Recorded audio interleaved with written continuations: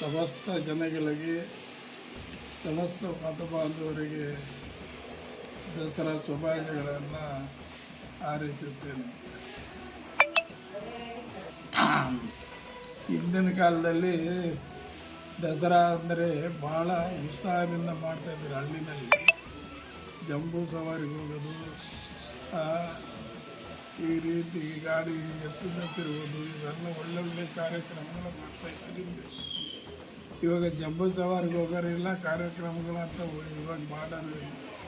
ಹಿಂದಿನ ಕಾಲದಲ್ಲಿ ದಸರಾ ಬಂದರೆ ಭಾಳ ಉತ್ಸಾಹದಿಂದ ಜನ ಹಬ್ಬ ಮಾಡ್ತಾಯಿದ್ರು. ಎಲ್ಲರ ಹಿರಿಯರಿಗೆಲ್ಲ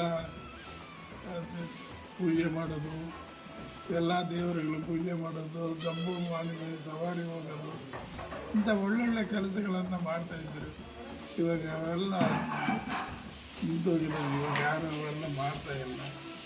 ಆದರೂ ಕೂಡ ಈ ನಾಡಿನ ಜನತೆಗೆ ಎಲ್ಲ ಇದು ದಸರಾ ಶುಭಾಶಯಗಳನ್ನು ಆಗಲಿ. ಹೊಸದಾಗಿ ಪ್ರಾರಂಭವಾಗಿರುವ ಯೂನಿವರ್ಸಿಟಿಗೆ ಶುಭಾಶಯಗಳು ಹಾರೈಸಿ. ಮೊದಲನೇದಾಗಿ ಪಾವಗಡ ಜನತೆಗೆ ದಸರಾ ಹಬ್ಬ ಹಾಗೂ ದೀಪಾವಳಿ ಹಬ್ಬದ ಶುಭಾಶಯಗಳು ತಿಳಿಸ್ತಾ, ಹೊಸದಾಗಿ ನೂತನವಾಗಿ ಪ್ರಾರಂಭವಾಗುತ್ತಿರುವ ಯೂನಿವರ್ಸಲ್ ನ್ಯೂಸ್ ಚಾನಲ್ಗಳಿಗೆ ಧನ್ಯವಾದಗಳು ತಿಳಿಸ್ತಾ ಇದ್ದೀನಿ. ಅವರು ಉತ್ತಮ ರೀತಿಯಲ್ಲಿ ಒಳ್ಳೆಯ ನ್ಯೂಸ್ ಚಾನಲಾಗಿ ನಂಬರ್ 1 ಚಾನಲಾಗಿ ಪ್ರಸಿದ್ಧಿಯಾಗಲು ನಾನು ಅವರಿಗೆ ಶುಭ ಹಾರೈಸ್ತಾ ಇದ್ದೀನಿ. ಧನ್ಯವಾದಗಳು. ದಸರಾ ಹಬ್ಬದ ಎಲ್ಲ ನಮ್ಮ ತಾಲೂಕಿನ ಜನರಿಗೆ, ಆಮೇಲೆ ದೀಪಾವಳಿ, ಇದರಿಂದ ಎಲ್ಲರಿಗೂ ಶುಭಾಶಯ ತಿಳಿಸ್ತಾ ಇದ್ದೀನಿ. ಪಾವಗಡ ಜನತೆಗೆ ದಸರಾ ಮತ್ತು ದೀಪಾವಳಿ ಹಬ್ಬದ ಶುಭಾಶಯಗಳು ಹಾಗೂ ಯೂನಿವರ್ಸ್ 369ಗೆ ಶುಭವಾಗಲಿ.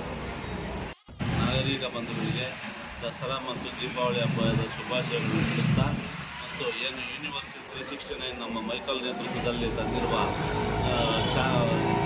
ಯೂಟ್ಯೂಬ್ ಚಾನಲ್ಗೆ ಇದು ಸದಾ ಇದೇ ರೀತಿಯಾದಂಥ ಒಳ್ಳೆಯ ಜನಪರ ಸುದ್ದಿಗಳಿಗೆ ಹೆಸರುವಾಸಿಯಾಗಿ, ಮತ್ತು ನಮ್ಮ ಪಟ್ಟಣ ಮತ್ತು ತಾಲೂಕಿನ ಸಮಸ್ತ ಸ್ಥಳೀಯ ಸುದ್ದಿಗಳು ಮತ್ತು ಸ್ಥಳೀಯ ಏನು ನಡೀತಾ ಇದ್ದಾವೆ ಅದನ್ನು ಜನರಿಗೆ ತಲುಪಿಸುವಲ್ಲಿ ಇದು ವಾಹಿನಿ ಕೆಲಸ ಮಾಡಲಿ ಅಂತ, ಮತ್ತು ಈ ವಾಹಿನಿ ತಂದಿರುವ ನಮ್ಮ ಮೈಕಲ್ ಅವರಿಗೆ ಶುಭಾಶಯ ಕೋರ್ತಾ, ಇವರು ಒಳ್ಳೆಯ ಉನ್ನತ ಮಟ್ಟಕ್ಕೆ ಈ ವಾಹಿನಿಯನ್ನು ತೆಗೆದುಕೊಂಡು ಅಂತ ನಾನು ಹಾರೈಸ್ತಾ ನನ್ನ ಹಿರಿಯ ಪತ್ರಕರ್ತರಾದ ಮೈಕಲ್ ಅವರು ನೂತನವಾಗಿ ಪ್ರಾರಂಭ ಮಾಡಿರುವ ಯೂನಿವರ್ಸ್ 369 ವಾಹಿನಿಗೆ ಶುಭವಾಗಲಿ, ಹಾಗೂ ದಸರಾ ದೀಪಾವಳಿ ತಾಲೂಕಿನ ಜನತೆಗೆ ಶುಭಾಶಯಗಳು.